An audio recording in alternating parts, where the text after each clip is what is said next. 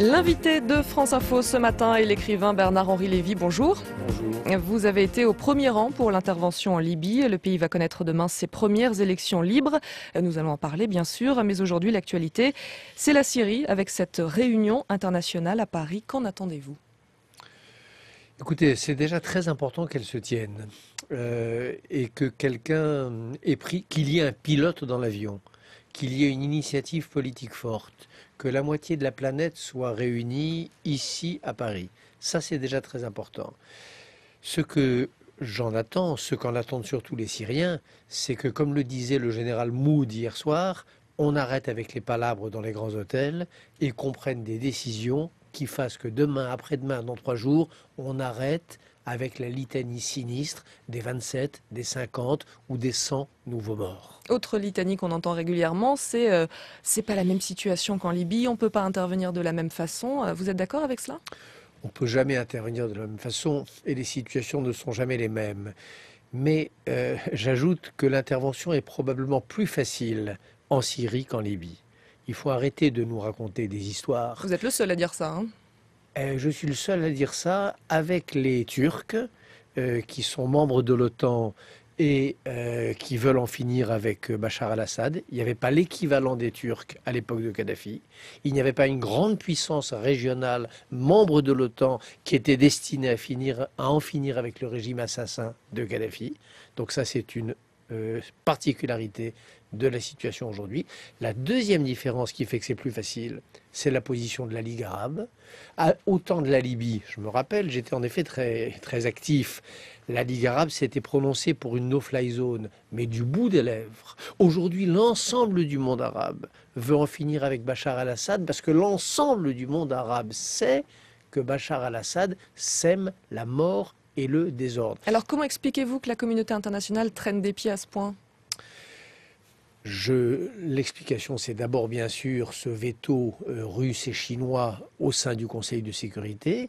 Et puis c'est le fait, disons les choses comme elles sont, que jusqu'à aujourd'hui, c'est pourquoi je mets moi personnellement tant d'espoir dans ce qui va se passer à Paris, il n'y avait personne pour reprendre les fils épars de toutes ces initiatives et de toutes ces volontés pour en faire une volonté politique. Donc aujourd'hui, il y a Paris, c'est-à-dire François Hollande et Laurent Fabius, qui vont, j'espère, nouer ces déterminations, ces volontés partielles, et en faire une décision politique. Mais au-delà des divisions que vous avez rappelées au sein de la communauté internationale, il y a aussi un autre problème, c'est que l'opposition à Bachar el-Assad est également elle-même très divisée.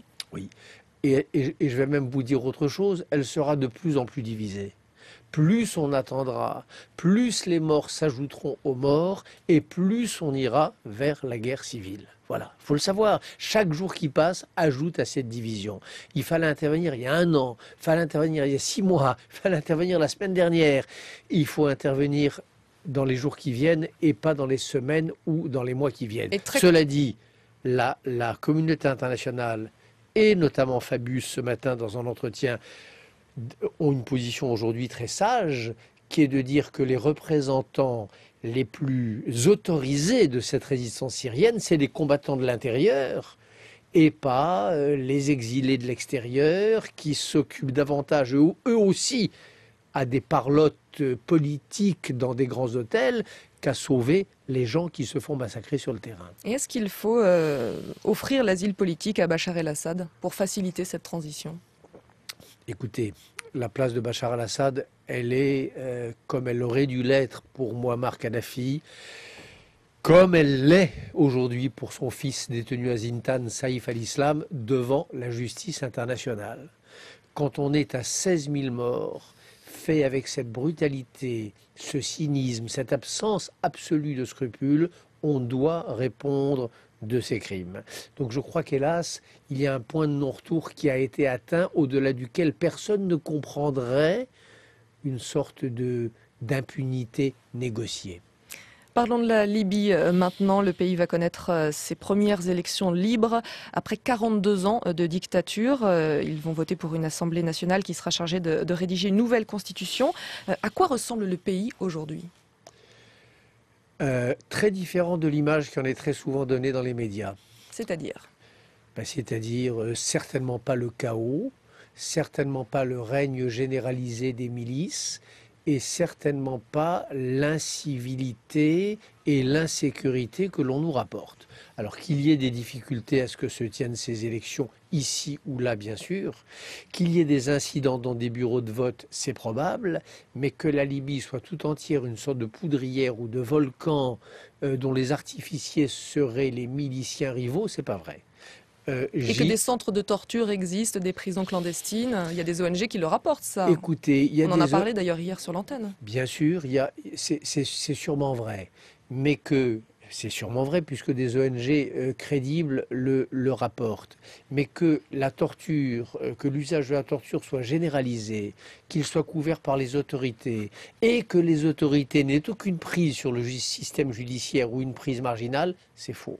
Voilà. Alors, qu'il y ait en effet des centres de détention clandestins, je l'imagine, et évidemment, à mon dernier retour en Libye en mars dernier, ça je ne les ai pas vus. Mais dans les prisons tenues par le régime et où sont détenus l'immense majorité des partisans de l'ancien régime suspectés de crimes graves, que ces prisons-là soient des prisons où se produiraient d'horribles forfaits, ça n'est pas exact. J'y suis entré avec mon camarade Marc Roussel, le co-auteur de mon film sur la Libye. Nous avons filmé, nous sommes arrivés à l'improviste, sans nous faire annoncer quelques jours à l'avance, et nous n'avons pas constaté cela. À quoi pourrait ressembler l'Assemblée? Est-ce qu'il faut s'attendre, comme en Tunisie et en Égypte, à une victoire des islamistes?